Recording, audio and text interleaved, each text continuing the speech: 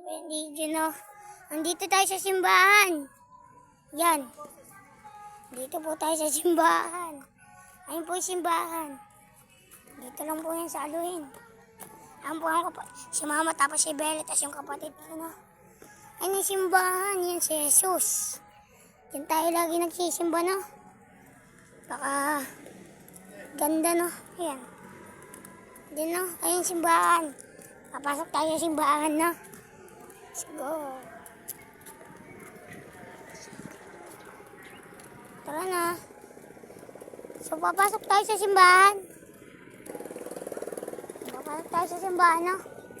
Ayan. Ito yung simbahan. Ayan po guys, nasa simbahan na kami. Sa simbahan tayo, no? Huwag ka nang maingay, Bonya. Sa simbahan po tayo. Kumbak.